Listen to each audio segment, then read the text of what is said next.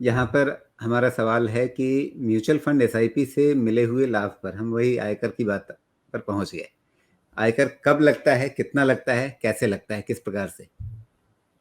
जी, तो एसआईपीज जो है ना, वो हर महीने या फिर आज अज्यूम करके चलते हैं कि हम हर महीने निवेश कर रहे हैं।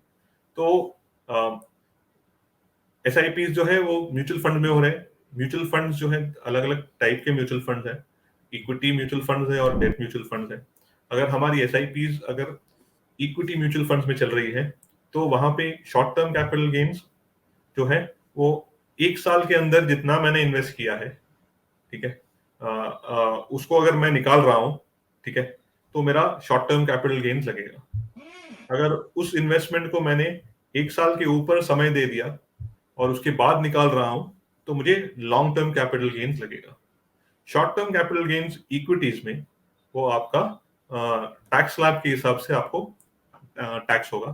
और लॉन्ग टर्म कैपिटल गेन्स जो है वो आपको 10%, जो जितना भी आपको ग्रोथ मिल रहा है, जो रिटर्न मिले हैं आपको, उस पे 10% का जो आपको है long term capital gains tax देना पड़ेगा।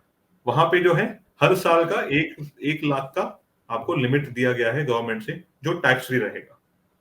ये बात है इक्विटीज की।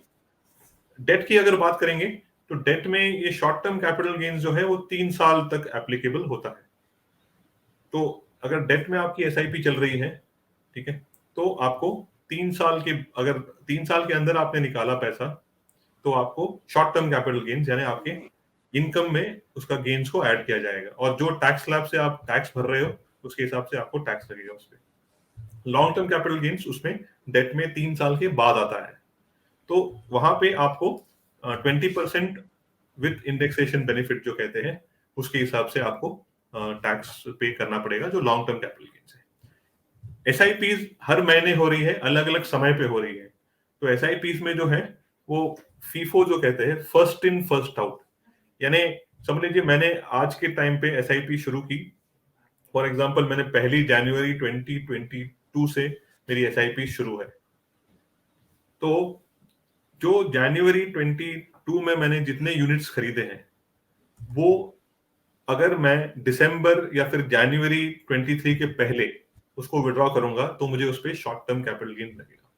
लेकिन उतने यूनिट्स जो मैंने जनवरी 22 में खरीदे हैं, उसको मैं अगर फरवरी 23 में विड्रॉ करूंगा, तो मुझे लॉन्ग टर्म कैपिटल गेन लगेगा। लेकिन वो केवल उसी यूनिट्स पे जो मैंने जनवरी में खरीदे हुए हैं, क्योंकि सारे यूनिट्स जो है अलग अलग हर महीने आए हैं, और सब यूनिट्स को 1 साल नहीं हुआ है। तो एसआईपीज में जब आप इन्वेस्ट करते हो, तो वो first in first out method use होता है। पहले यूनिट्स जो आए हैं वो पहले विड्रॉ होते हैं, ठीक है। अब जब पहले विड्रॉ होते हैं, तो टैक्स इम्प्लीकेशंस भी जब यूनिट्स खरीदे हैं उसके हिसाब से बनता है। तो ये जो चीज है वो हमेशा आप ध्यान रखें। जी, तो इसका हिसाब किताब कैसे होता है? मान लीजिए मैं 10,000 रुपये की एसआईपी कर रहा हूँ। शुरुआत की, 10,000 रुपये लगाए, अगले महीने फिर 10,000 रुपये लगाए, अगले महीने फिर 10,000 रुपये लगाए। 3 साल पूरे हो गए, उसके बाद मान लीजिए 3 साल पूरे होते ही नहीं निकाला, 4 साल बाद निकाला, और उस समय मान लीजिए 10-10 हज़ार करके हर महीने जा रहे हैं, तो 1 साल में 1,20,000 रुपये इकट्ठा हो रहे हैं। मान लीजिए 3 साल में बढ़ के वो 2 लाख के आसपास पहुंचे हों, पौने 2 लाख रुपए तक। मैंने 4 साल पूरे होने के बाद 60,000 रुपये निकाले, मतलब 6 महीने की जो मेरी इंस्टॉलमेंट थी, उतने के बराबर पैसे मैंने निकाल दिए। अब इसकी कैलकुलेशन उस पर टैक्स की कैसे होगी? जी, तो ये आपका पहला जो 6 महीने वाला जो यूनिट्स है ना, ठीक है, तो पहला यूनिट जो आपको क्रेडिट हुआ है या जो आपने खरीदा है, वो पहले यूटिलाइज होंगे जैसे आपने विड्रॉ किया। तो पहले 6 मंथ्स के जो आपके एसआईपी थे, समझ लीजिए 60,000। हो सकता है कि आपने अच्छा खासा समय जो बोला है, 4 या 5 साल जो आपका पैसा जो ग्रो कर रहा है, तो हो सकता है कि पहले 3 या 4 महीने के जितने आपके एसआईपीज के यूनिट्स जो क्रिएट हुए थे, वो पहले रिडीम होंगे।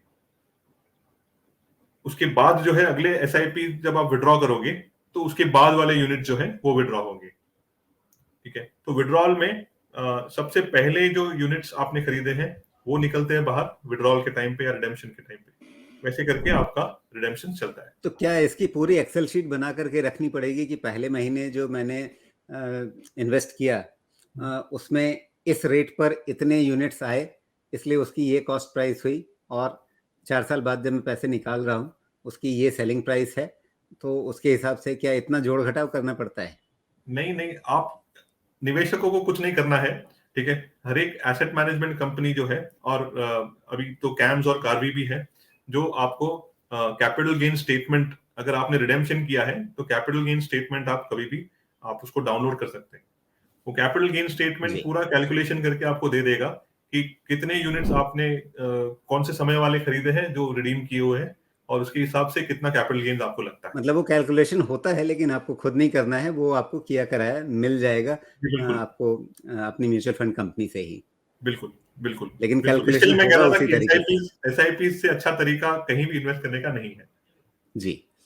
तो मतलब ये डरना नहीं है कि आपको उतनी ज़्यादा जोड़-घटाव करने की ज़रूरत पड़ेगी, एक्सेल शीट खुद बनानी पड़ेगी। आपको एक कितना टैक्स बन रहा है, ये आपको बना-बनाया हिसाब-किताब मिल जाएगा। आपको बस उतने पैसे अपने अकाउंटेंट को बता देने हैं कि इतना मेरा कैपिटल गेन बना, अपने रिटर्न में वो चीज़ जोड़ लीजिए उतनी सी।